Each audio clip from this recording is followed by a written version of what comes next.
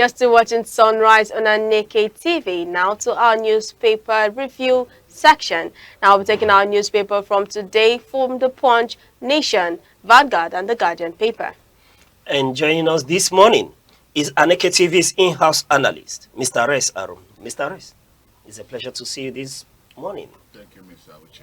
It's Friday morning, and let me ask. TGIF. Yes, thank God it's Friday. And how is Nigeria treating you this weekend? Nigeria has been going on and treating people well, differently. The poor is getting poorer and the rich getting richer. That is the way the situation is in Nigeria today. The poor getting poorer, the rich getting richer. Yes, we want Nigeria to create the middle class. All right. Think about what to do right. within the economy to begin to grow the middle class. All right. That's quite an issue for debate some other times, in Nigeria. But beyond that, the tropical African weather is something that I know you're enjoying. We have not really had the normal weather that ought to be available within the season. We thought about the harmattan, but we never really had harmattan this season. It's been sunny, and that, tends to point at global warming. All right, yeah, global warming. That's another issue for conversation some other times as well. But be that as it may, you know that in some climes, many people are yearning for this weather that we enjoy here. This will speak as heat, climate change. There are people who are yearning for the same to experience it. There are people who have never experienced it in their lifetime. Of course. Those of them in Greenland, they don't know anything about this warm weather. But at the same time, if they're to be here presently, they will still itch for a very cold environment. All right, Mr. Rice, it's always a pleasure to see you on Sunrise in the morning like this, knowing that Nigeria is treating you fine. You're welcome. Thank you. All right, thank you very much. Now moving over to our papers for today. Now from the Nation paper, the headline there says, Amupitan, INEC to spend 1.04 trillion naira on elections, orders. And on the Punch paper, the Punch headline saying, NASS to harmonize electoral bill Monday. Now on the Vanguard paper says 58 after Murtala Mohammed. My father treated corruption as emergency, not talking point. And on the Guardian paper, the Guardian says National Assembly tightens grip on public finances amid 2027 election funded debate. Now paper is starting from the Punch newspaper where the headline says National Assembly to harmonize electoral bill. The National Assembly says it will begin the process of harmonizing the Electoral Act Amendment Bill on Monday. Now, this move follows differences between the Senate and the House of Representatives, especially on provisions relating to election conduct and result transmission. Lawmakers say the goal is to present a unified bill that strengthens Nigeria's electoral system ahead of the next general elections. Mr. Ocha, I'd like to know your take. All right. Looking at this headline from the Punch newspaper, one expects the harmonization to happen, being that we are seeing a discrepancy between the bill being passed by the House of Reps and that of the Senate. So there is need for harmonization, especially as it has to do with this contentious Section 60, subsection 3. The two chambers would see it. There is a harmonization committee. They will meet and see that things is put in proper perspective. And when you interact, like I was yesterday interacting with a very knowledgeable person, he made me understand that at the House of Rep, you have hotheads who are young and they can push for the utopian state, while at the other Senate chamber, you have elder statesmen who pander to moderation, who have vast knowledge and experience and knows the need for moderation. So there is a need to harmonize this diverse perspective as it has to do with the general election coming forward in 2027. But Mr. Rest, looking at this issue, we're speaking especially to Section 60, subsection 3 of this very Amendment Act 2026 electoral bill. What is your perspective on this issue? Well, with the bicameral legislature we have, it is still in process. If not, it should have been nailed before now if we hadn't this kind of presidential system of government. Um, Nigerians are yearning for something that will give them transparency, fairness, accountability, and everything during the elections. Nigerians are yearning for a situation that will make people come out to, uh, vote for good leadership that will change the state of the nation from what it has been to what it should be, where the populace will feel happy that they have a nation like Nigeria. That is what Nigerians are yearning for. That's what Nigerians are seeking. That is what the constituents of those who are in the National Assembly representing them are yearning for. The greater percentage of the people are interested in their representatives, giving them exactly what they want. That is their position. But unfortunately, sometimes when the people feel that the people who are representing them are no longer giving them what they want, they are disenchanted, they don't feel good. In Nigeria today, it has been these amendments. Of course, the Electoral Law Act amendments have other things, but yet the concentration is on the Section 60 subsection 3 about real-time transmission of elections results after the signing, that is after elections, and the result ECATA has been signed. Then we talk about transmission in real time.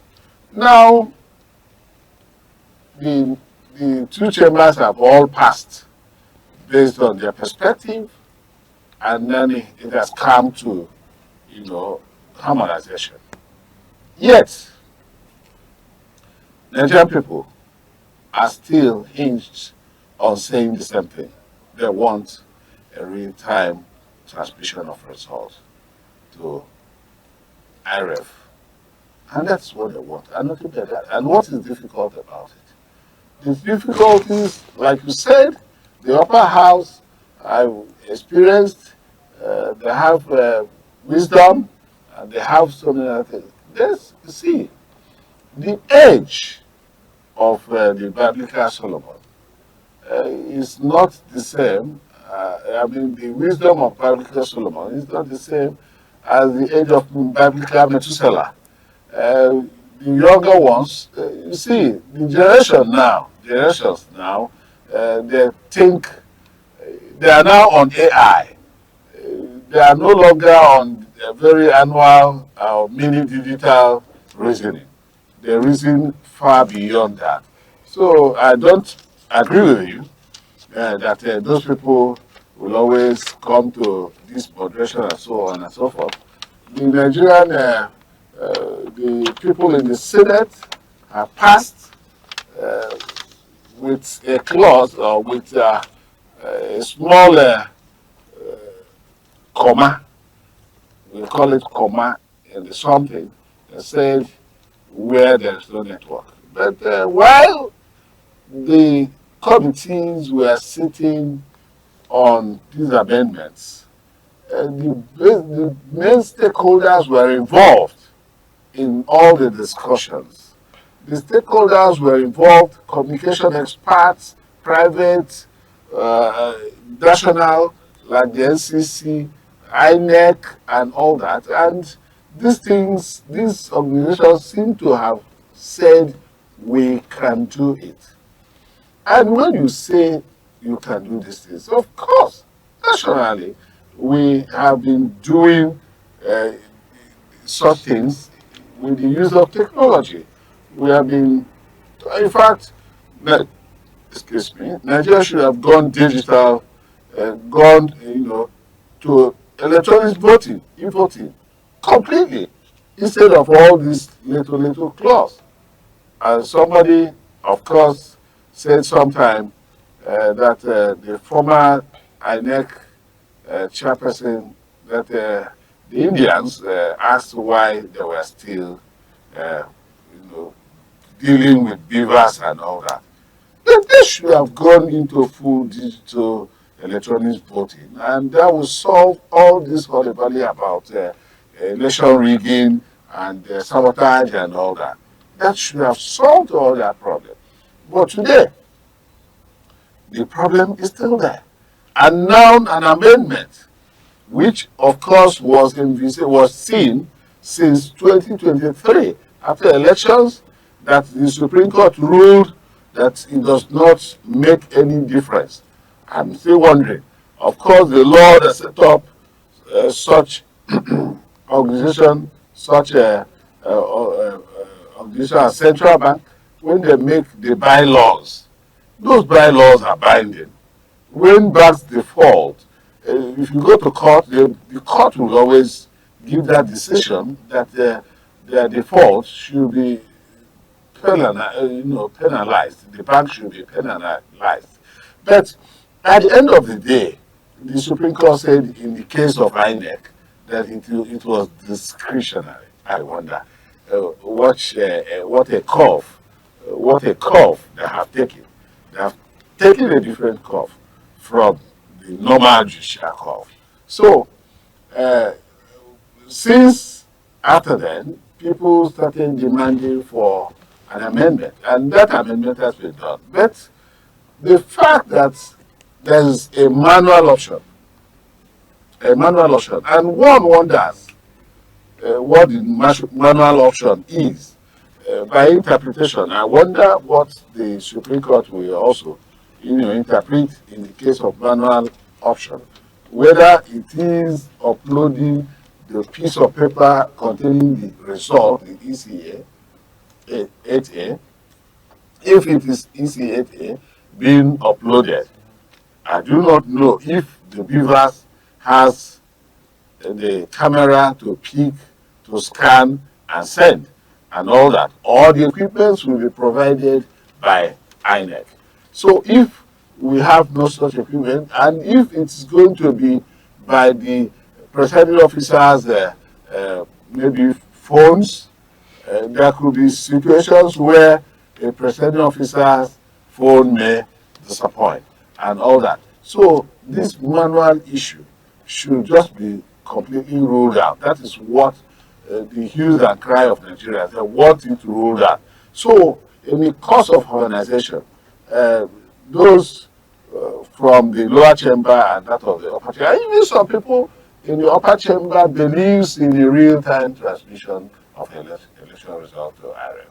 And that will make the Nigerian people happy. And that will make the Nigerian people to have confidence in the electoral system, because there's been lack of confidence. That is why there is apathy. That's why people don't go to vote, because they believe that when votes are done, you find out that it is not the result that come out of the election that eventually, INEC eventually announced. So people tend to maybe buy result of elections. So they want proper way of ensuring that the results are real from the polling units, and that polling units should be used to add up whatever thing that any candidate must have scored during elections. And that is exactly what they are asking for, and nothing but that. And I do not see anything bad about it, stupid about it.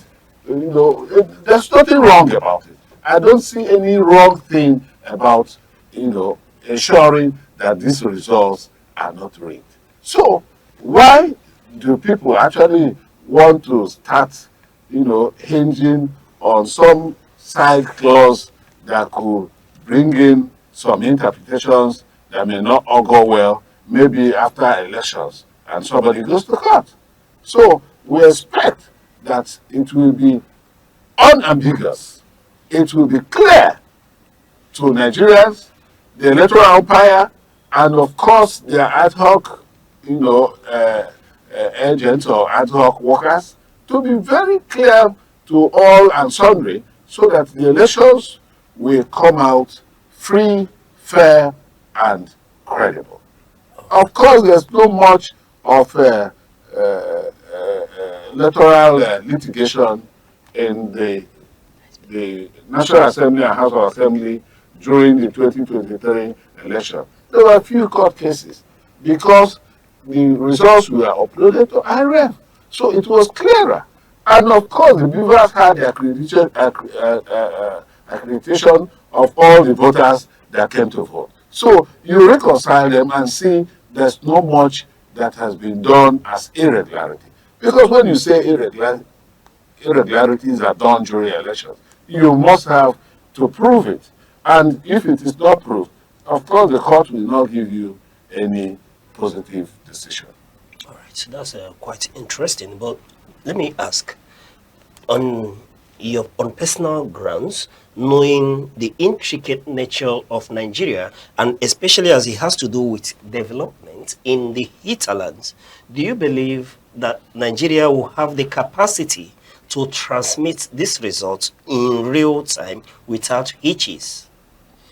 That was exactly why I said that the stakeholders, the people who operate at the level of transmission, at the level of electronics business, and at the level of communication, communication technology, we are all there when it was being discussed whether the capability will be there.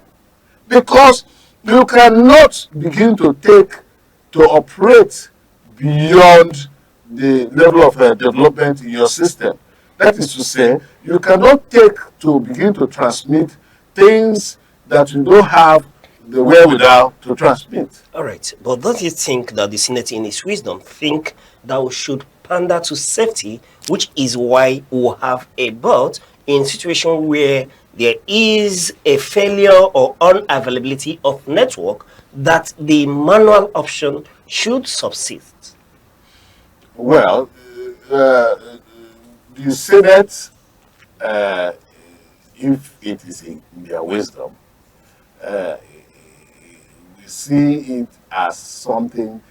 Why did they not pass that ab initio until the people started making demands? If the Senate was wise enough, they should have passed that way, that same manual thing and transmission.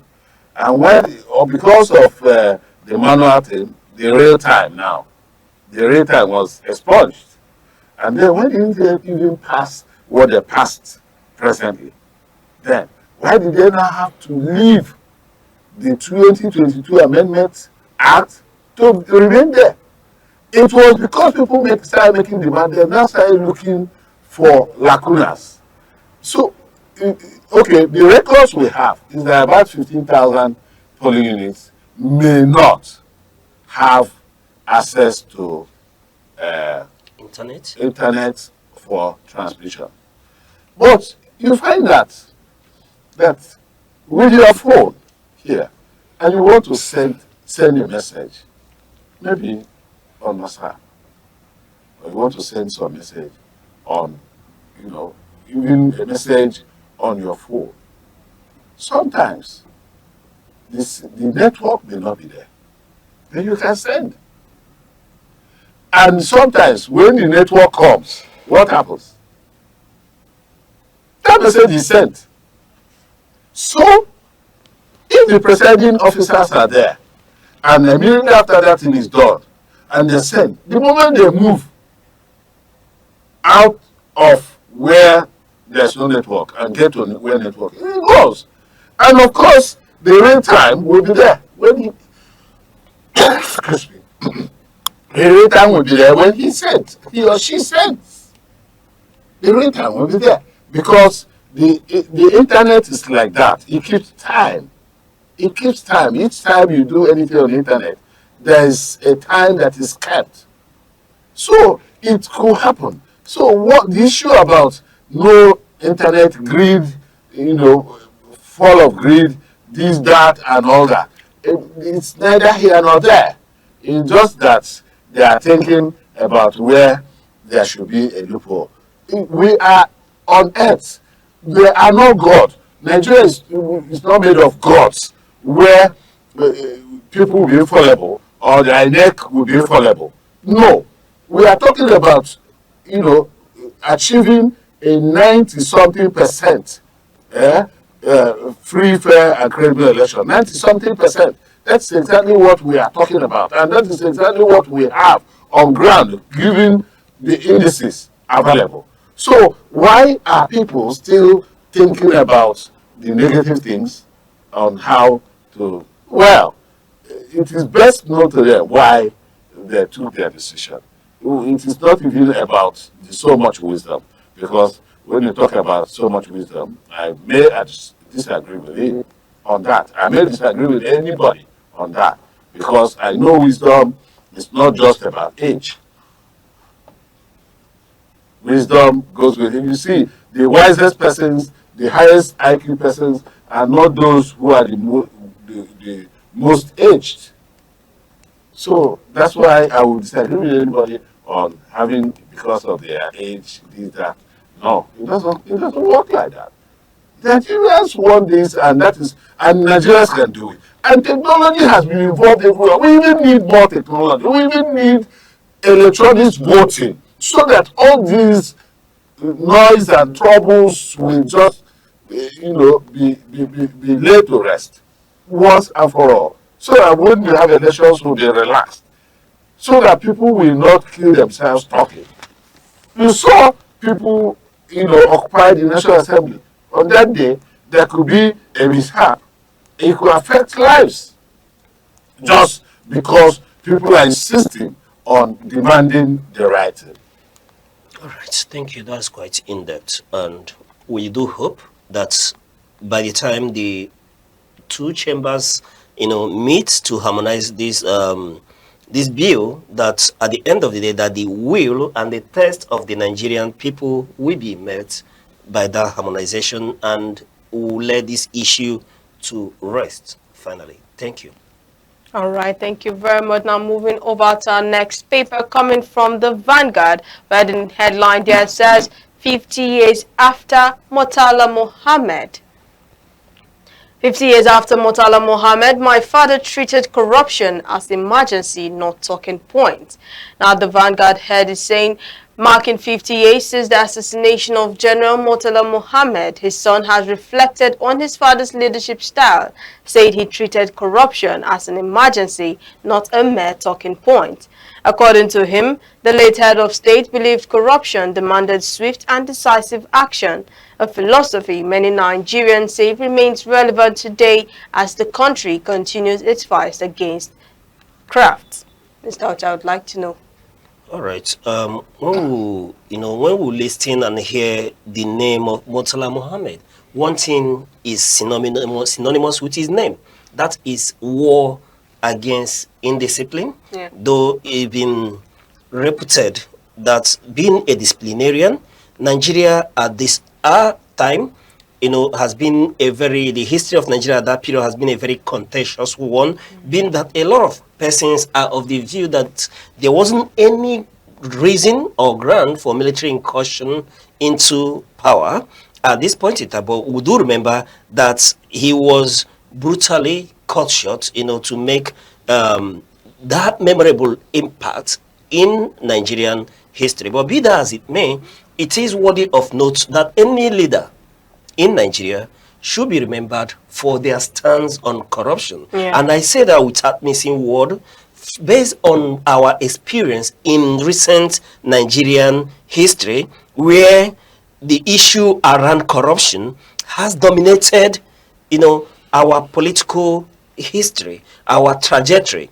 You see, a lot of the anomalies we, experience as a people is being said to be hinged on corruption. We can't be able to separate, corruption from our national life. when there is lack of development and you investigate, you see it wearing a tripartite leg of corruption. When you look at issue, for example, the issue around national grid, the question now becomes, why is it that we do not have sustainable energy in Nigeria? You will be able to see issues pointing towards corruption.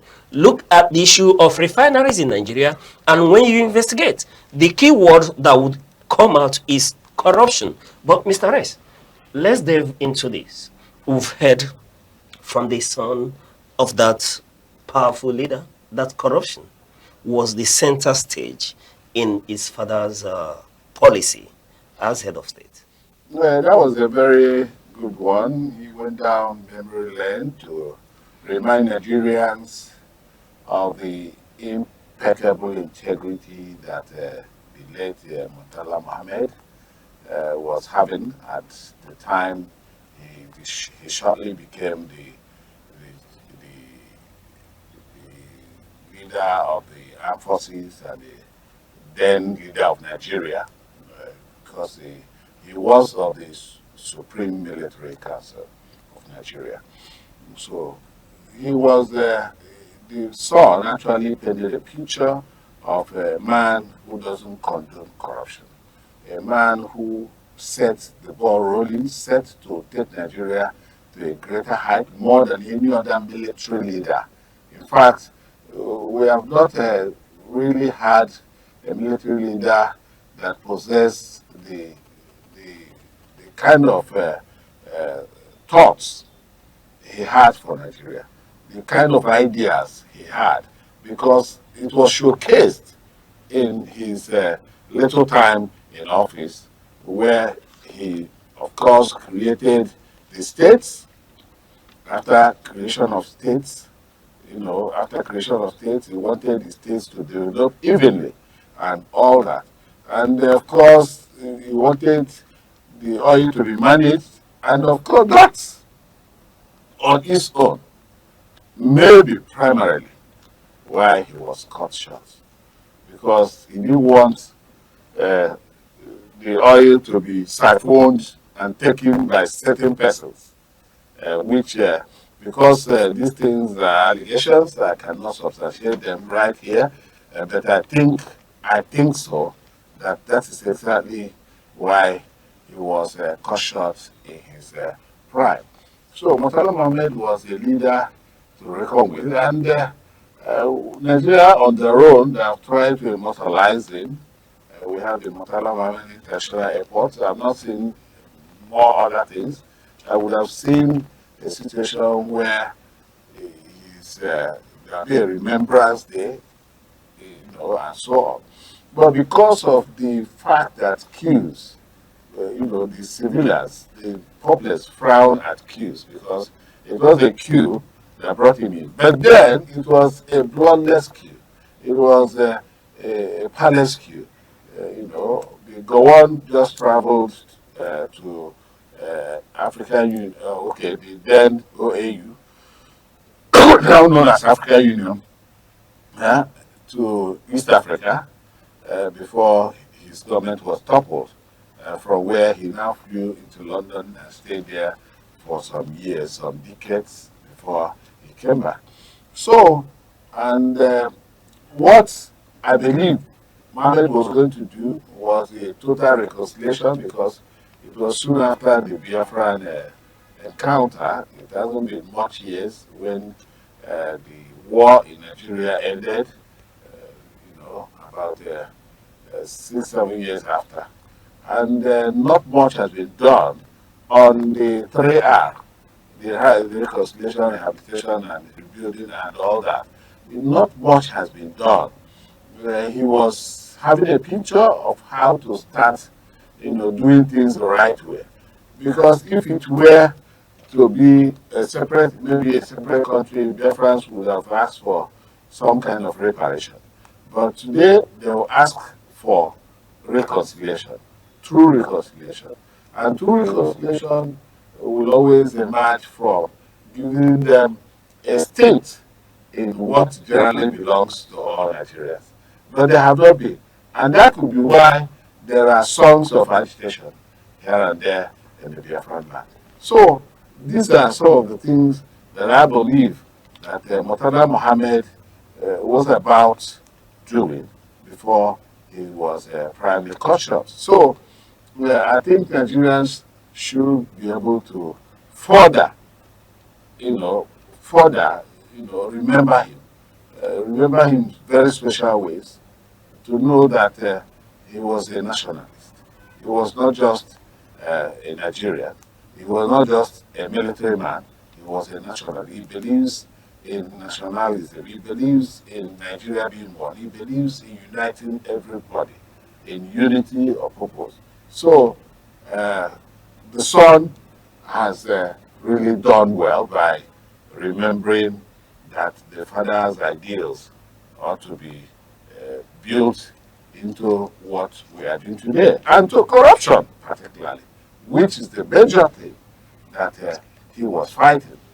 Corruption has permeated into all the spheres, all the sectors of our national life. And of course, like you mentioned, there's nothing that you talk about failing in Nigeria that does not owe its failure to corruption. Nothing. Nothing. Name them. Talk about over 7 trillion that has been sunk into the power sector. And of course, the electricity debt is over 3 trillion now. So about 7 trillion sunk and there's no power supply. Of course, I do know that even coming to the studio this morning, I could not even iron my clothes. That is the truth. And simple the truth. And I have to say it. If it is said, it is not poisonous. So, which means there's no power in the country. When you have 200 million people living in a big nation, of course, the largest economy, the biggest in population, or the largest in population in Africa, and all that, and you have electricity of just 3,000 megawatts. So what do you can bluntly say that there's no electricity in the country. So people should eschew corruption. You said in the quote of Mahatma Gandhi, is that Mahatma Gandhi? Yeah. Yes, in his quote that whatever you want to just think about, the one you see is through yourself. You start from yourself while you are analyzing it.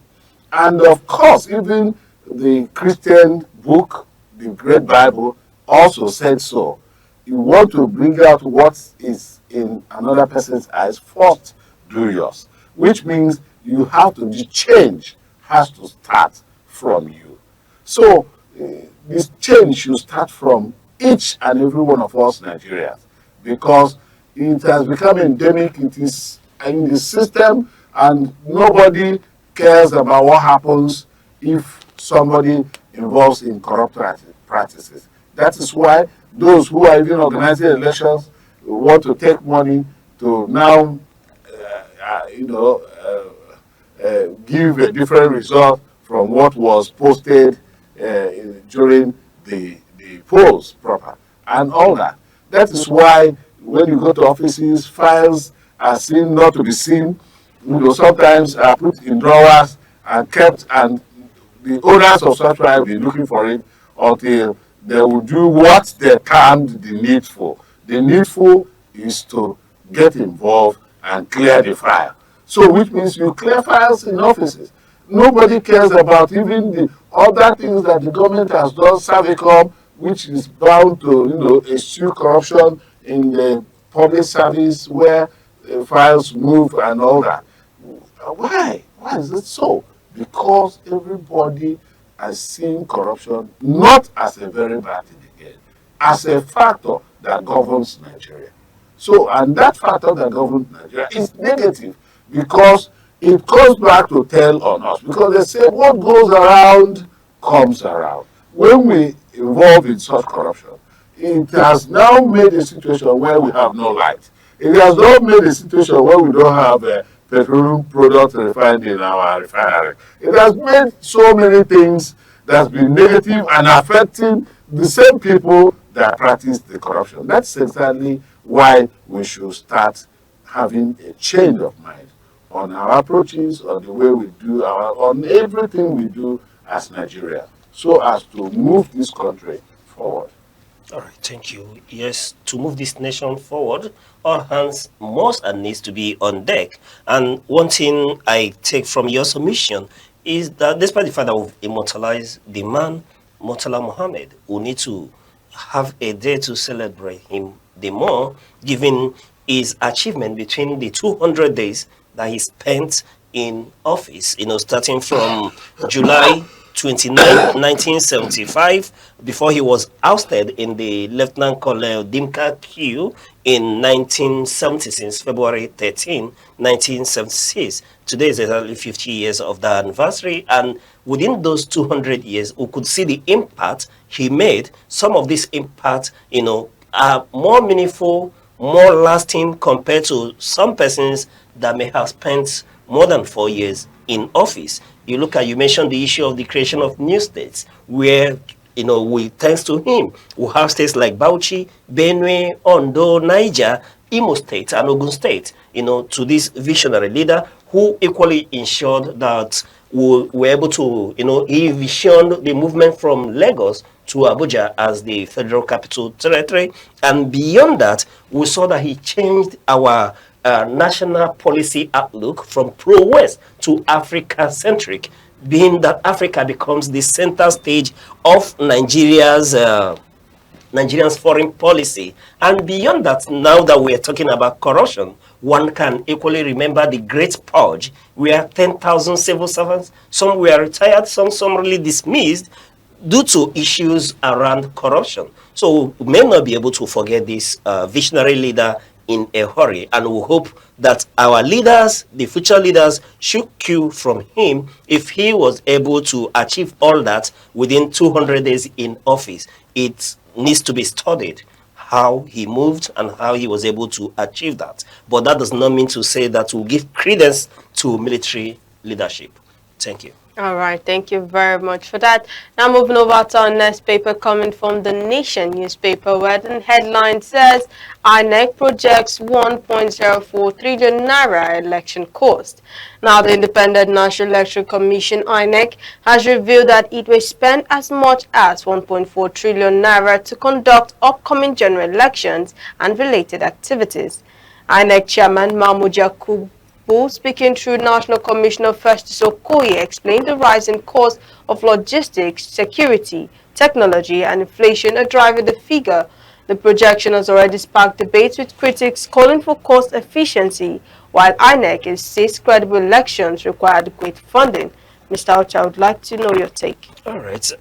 INEC, is an independent body, and they have to run on a budget. But looking at this humongous amount, 1.04 trillion naira earmarked for INEC, and the chairman of INEC, in trying to justify this humongous amount, had come out to tell us that INEC would need 873 point something billion naira for the 2027 general election and 171 billion naira for their affairs, their operation in 2026. One would not separate or forget the fact that there will be off-cycle election in 2026, but it still remains to be seen how, when we break this budget down to know the nitty-gritty of this budget expenditure, where would they be channeled, and if one is looking at this amount, I always take the position that if this is what is required for Nigeria to have an election that will be said to be free, fair, and credible, then no expense should be spared to realize that, because at the end of the day, it shapes our polity, it shapes our nation, it determines the direction that Nigeria takes for a substantial period, at least for 4 years. But I know that the legislature, in their wisdom, though Mr. Rest would want to disagree, would know and do the needful to see that INEC is empowered. Empowered is the keyword to achieve an election that Nigerians will be proud of, that the world would celebrate, who should at least be the yardstick for the developed nation. to model when it comes to organizing a credible election. We shouldn't be understudying other nations consistently without producing significant results that will end in litigation subject to the interpretation of the judiciary. But Mr. Rex, perhaps you may have a different opinion to why we're having this humongous amount for INEC, and it continues to increase year by year. The budget of INEC has never watered down. Rather, we've seen an astronomical increase in their budget. And presently, this 1.04, now we are talking about 1,400,000,000,000 and not 1.4 billion. 1.04 trillion will even shoot up further. There may be a supplementary election because even the coppers who are being used for the elections are asking for a better allowance, I'm sure, and which is not included in 4.04 trillion.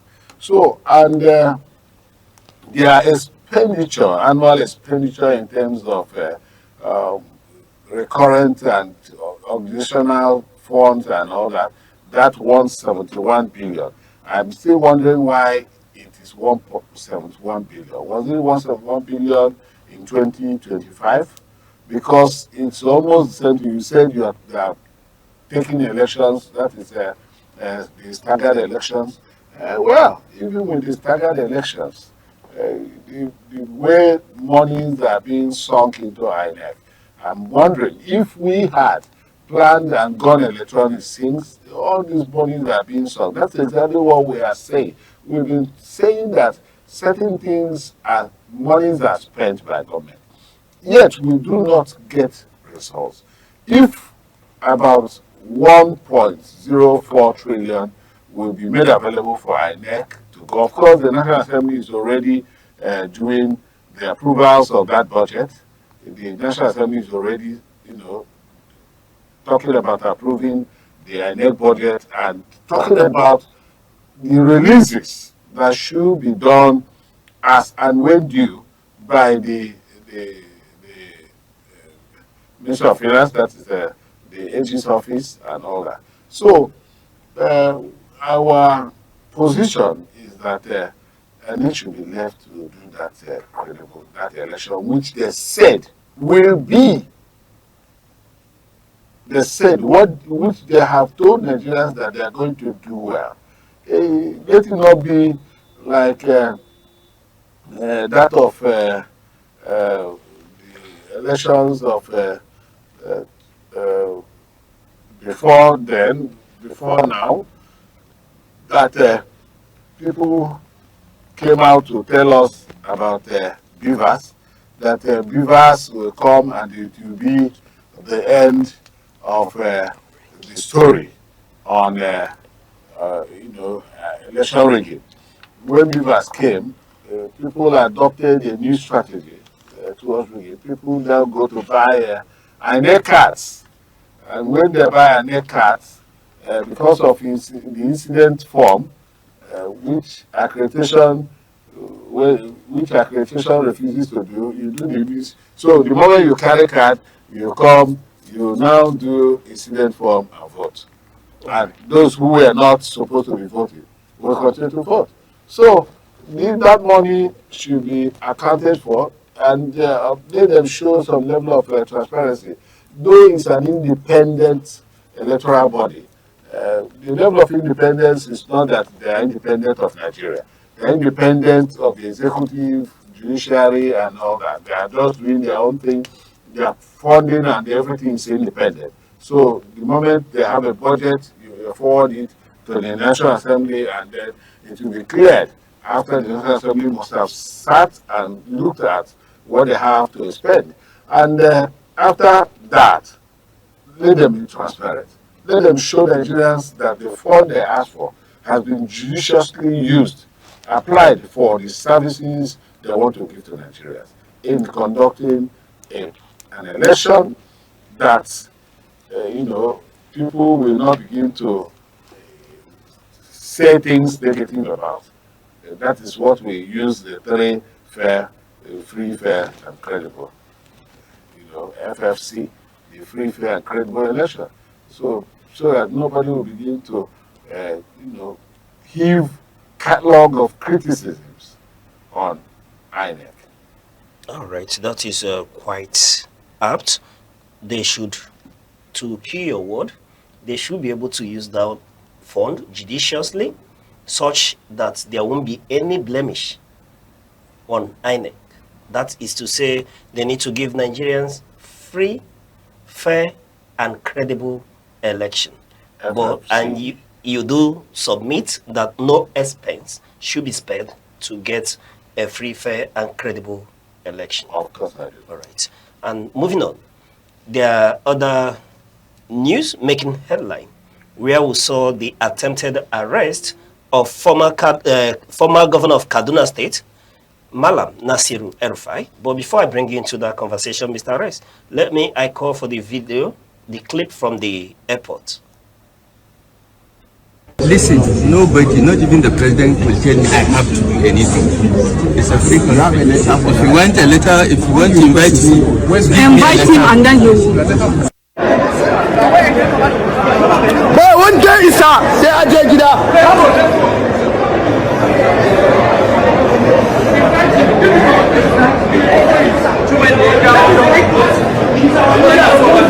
He's our leader.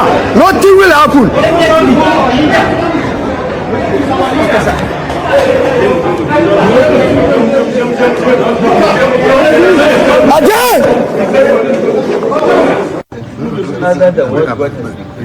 I'm his chief of staff.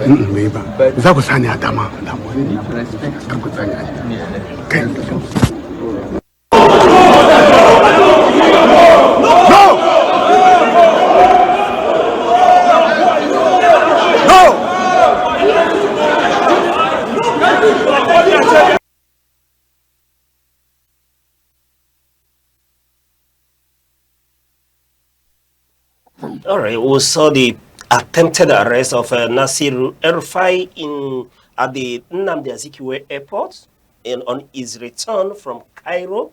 He was in Cairo to Nigeria-bound flight. When upon landing, there was an attempt to arrest him. We learned that his passport was seized from one of his aides.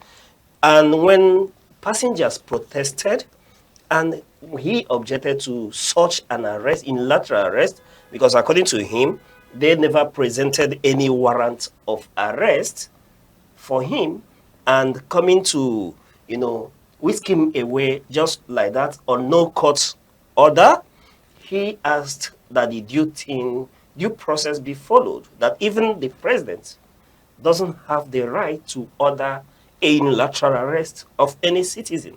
Mr. Arrest.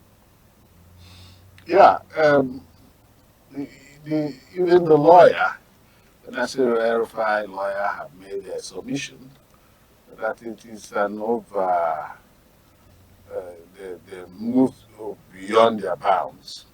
Well, that it is a breach of the rule of law by coming to arrest him. That they had the EFCC that earlier asked him to report, invited him, and they said they were going to report on Monday.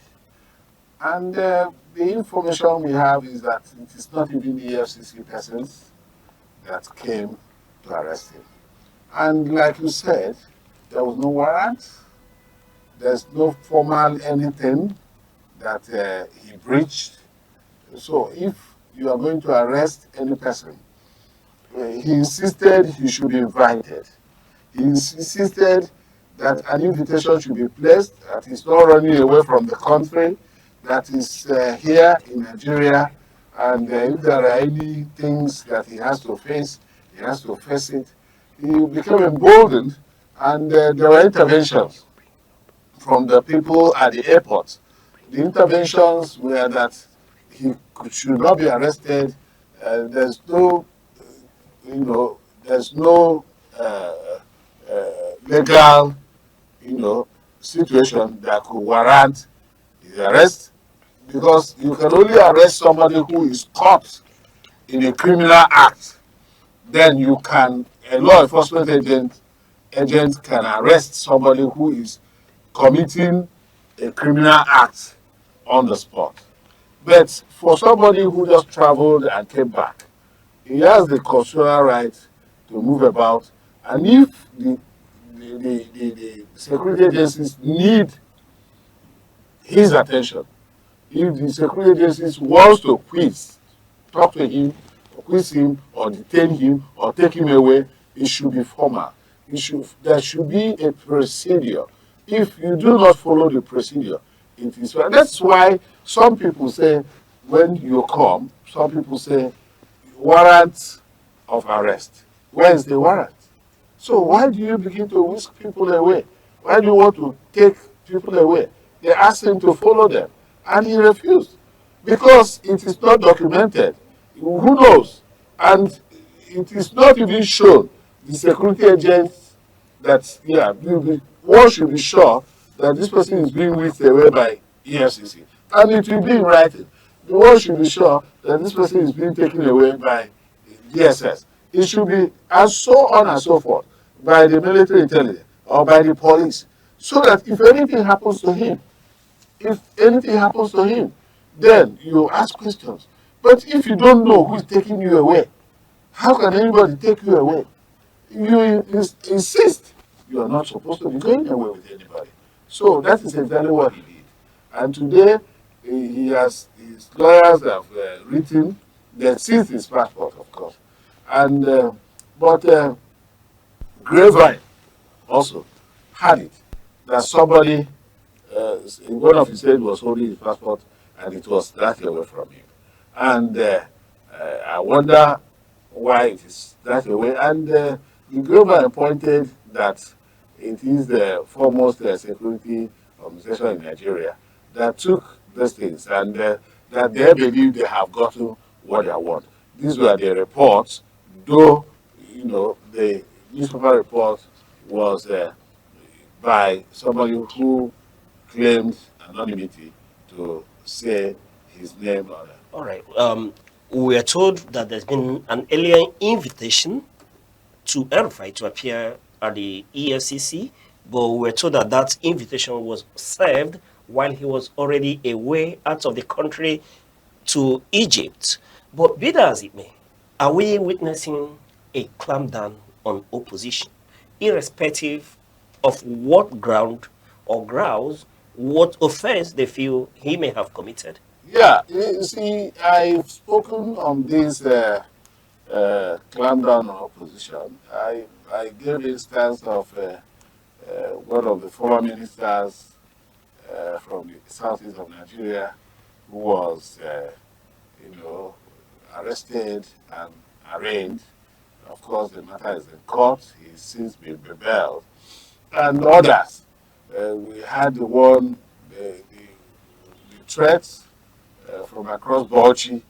And today, this is Erufai who has been running vocal in speaking about his thoughts about the Nigerian government. And I believe he's not supporting the present administration. And based on that, it may be a clampdown. It may be a clampdown on him. But as things unfold, we'll get to know exactly why he was, he was going to be arrested. Because he already said, he envisaged through an X message that some of his aides and allies have been, detained, and that he's expecting that he could be arrested any moment, which means he has a foreknowledge of that arrest, and it so happens. And he was not hiding the fact that he was coming back to Nigeria on that same day. He didn't hide that fact. It was everywhere. So they waited for him. So he's not hiding. He's not running away. It's not because he said he's not running away. That he will stay here and we all salvage it together.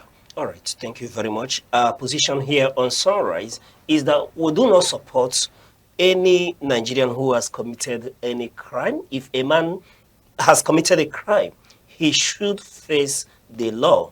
However, we submit that there has to be due process. The rule of law must be followed. You have to serve a warrant of arrest if and invite any Nigerian in the rightful manner if he is under investigation. And after investigation and is found that such an individual may have committed any crime, he should be duly prosecuted. But the key word for us here on Sunrise is due process and the rule of law.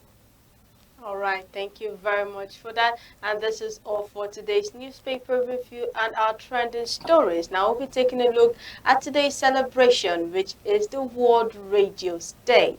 And many of us know what radio is all about. Radio being an aid or a medium where we entertain, where we educate, and where we inform our audience. Now, but before we go forward, let's take a look at this video. World Radio Day is observed each year on 13th February, recognizing the role of radio as one of the world's most widely used and accessible forms of communication. Despite the growth of digital media, radio remains a primary source of information for many people, particularly in rural and remote communities.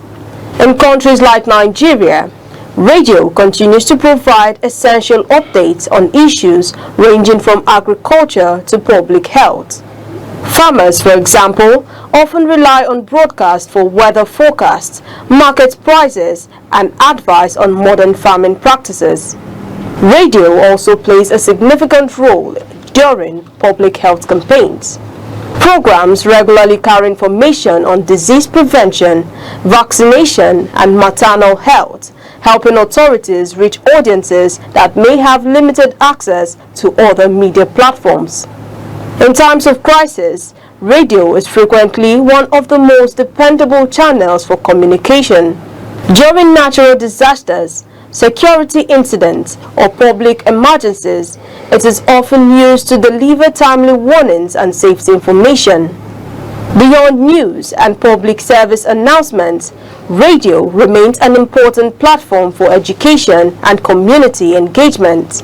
Educational broadcasts support learning, while talk shows and community stations provide space for discussion, local languages, and cultural expression.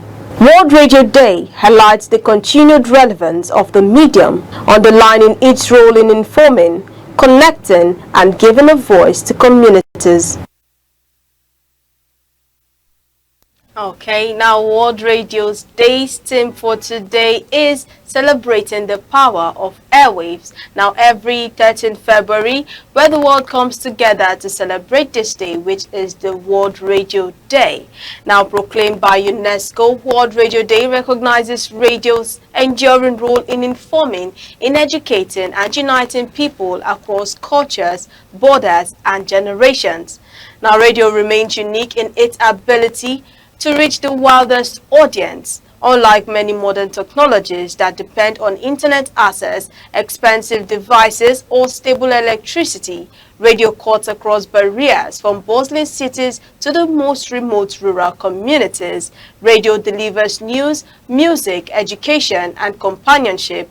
A simple radio set can connect millions to the world beyond their immediate surroundings, making it a true tool for inclusion and social participation. Now, World Radio Day also celebrates the voices behind the microphone: broadcasters, journalists, producers, technicians, and community reporters who work tirelessly to keep these airwaves alive. Now, through balanced reports, storytelling, and interactive programming, radio professionals give voice to the voiceless, amplify local issues, and also promote dialogue. Our community radio stations in particularly play a vital role in preserving local languages, cultures, and traditions while addressing grassroots concerns.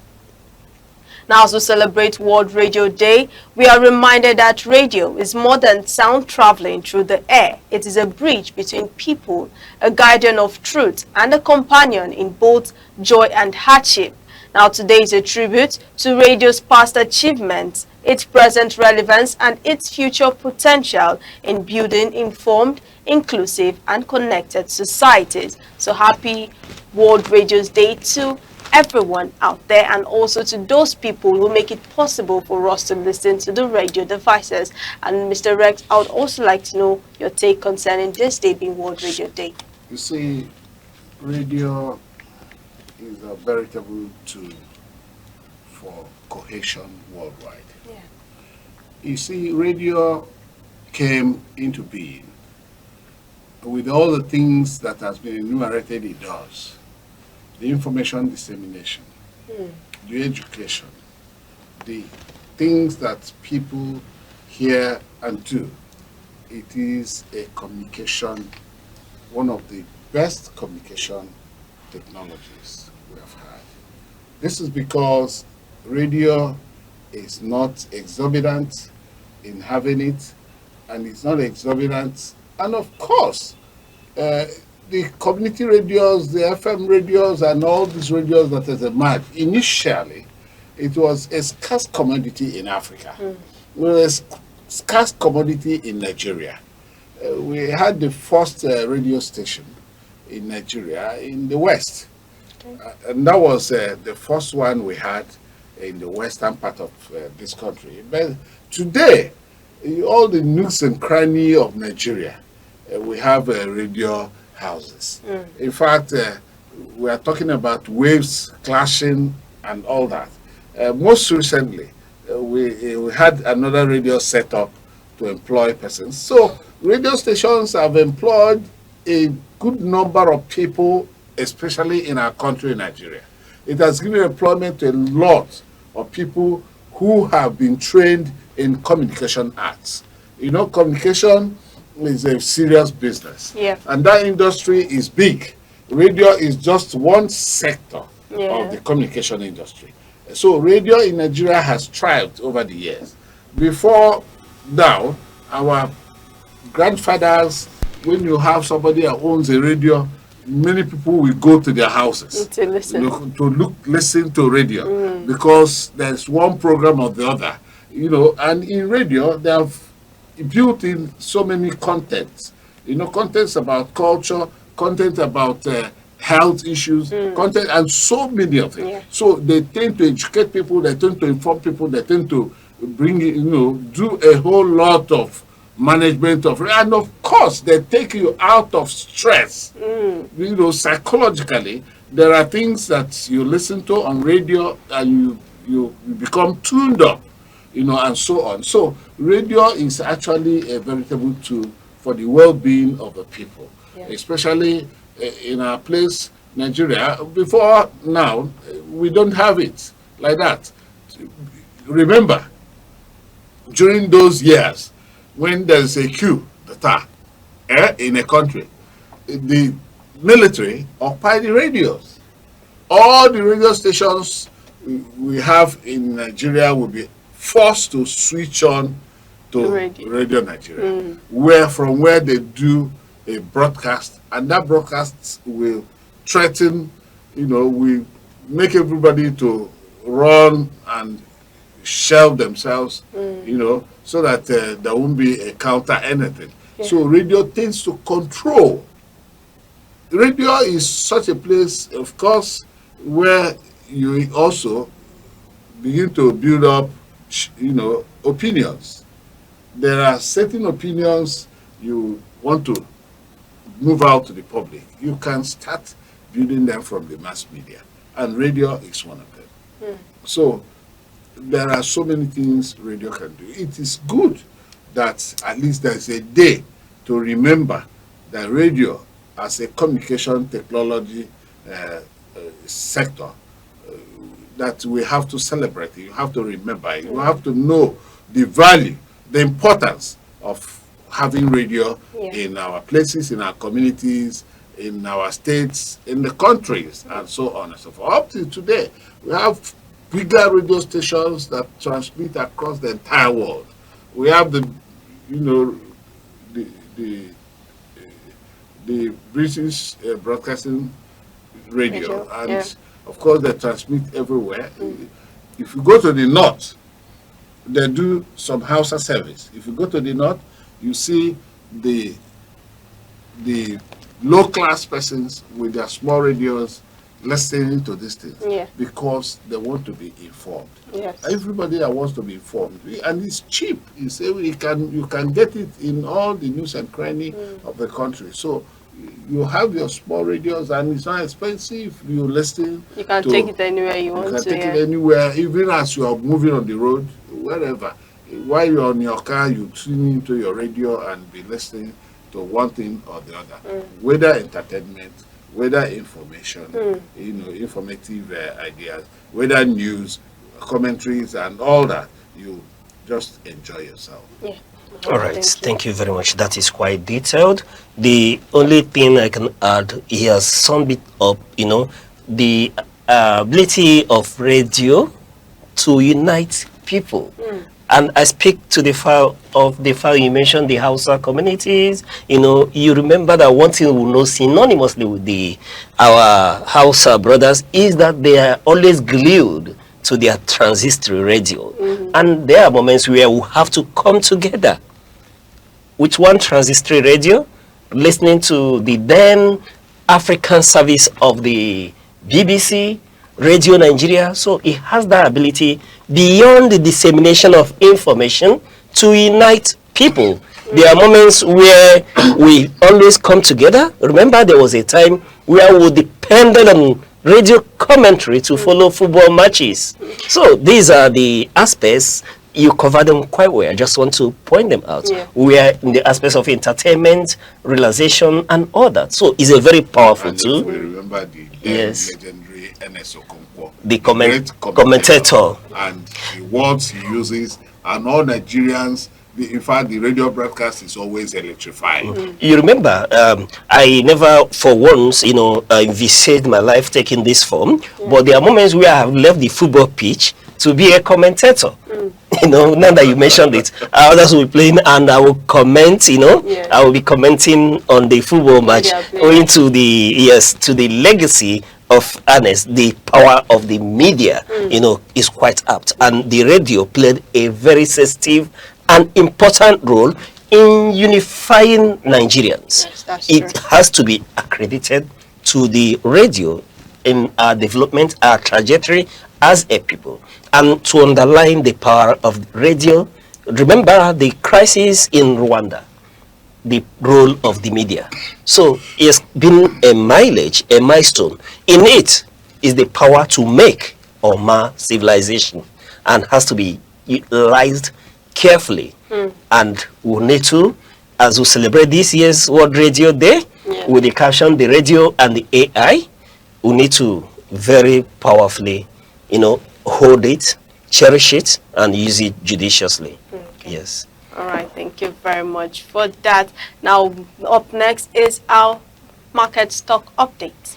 All right, we'll run to the markets with business updates very swiftly. Looking at tradings yesterday, February 12th, 2026, the Nigerian exchange continued its positive run with the all-share index ASI rising by 0.25% to close at 178,625.63 points. This bullish trend pushed the total market capitalization to approximately 114.7 trillion naira, while the market sustained its upward momentum. Trading volume and value saw a slight dip compared to previous day. Investor interest was particularly strong in the oil and gas sector, buoyed by positive sentiment surrounding Seplat Energy, and the gainers list was dominated by stocks hitting the maximum daily limit of 10%, which is led by Seplat, Briscoe, DCAP, Zekis, and Dark Communication. Equally, profit-taking action led to significant decline in several high-performing stocks from earlier in the week. We saw NACO closing trading at 148 naira 45 kobo, making a dip of negative minus 9.98%. And then we saw ETI, that's a Kodak International, closing trading in the reds at 45 naira, making a negative percentage of 8.72. And yes, we told you that Seplat Energy was a major driver of the index, surging after announcing its upcoming full year 2025 result. Access Corp Access Holding remained the most traded stock by volume, maintaining high liquidity. And we told you that the oil and gas index outperformed other sectors indices, gaining over 4.6% in single section. Moving over to the Naira, we saw that yes, the Naira continued its positive streak, gaining ground in both the official and parallel market. This appreciation is largely accredited to the improved dollar liquidity following the Central Bank of Nigeria recent move to sell dollars directly to bureau de change operators. We saw yesterday that the Naira closed at the official market at 1,348 Naira 95 kobo against the dollar, and at the parallel market, popularly called the black market, the Naira closed at 1,450 Naira against the dollar. And we are saying that this liquidity is buoyed by CBN, boost CBN's directive allowing BDCs to purchase up to 150,000 USD directly, and that has helped in easing the demand pressure in the informal market. And equally part of the settlement is that the external reserve remains high, as Nigeria's gross external reserves recently hit at 8-year high of 46.18 billion US dollars, providing the CBN with more firepower to stabilize the currency. And the gap between the official and black market rates continue to shrink, currently sitting at roughly 101 Naira, which is a significant improvement from the wider spread seen in late 2025. And then we can tell you that against the British pound, the Naira traded for 1,850 Naira, and against the euro it traded at 1,605 Naira. And that is it for the business update. You are well aware that the market is open and trading has commenced for today, but please, before you make any financial investment into the Nigerian stock market, please do consult a certified financial expert due to the volatility of the market. Thank you. All right, thank you very much for that. And also thank you for staying with us here on Sunrise. This is where we draw the curtain, or we call it a day on Sunrise, here on ANEKE TV. It's always a pleasure having you here on our show every morning. Do not forget to call us at 070-3043-7110. I am Deborah Mwakuba. And thank you, Mr. Resaron, for those in-depth analysis on Nigerian issues. It's always a pleasure to have you here on Sunrise. Thank you, Mr. Uche, and be with us always on ANEKE TV. And I'm Uche Osai. On behalf of all of us here at Sunrise ANEKE TV, we say thank you for watching, and keep watching till we come your way same time on Monday. Bye-bye.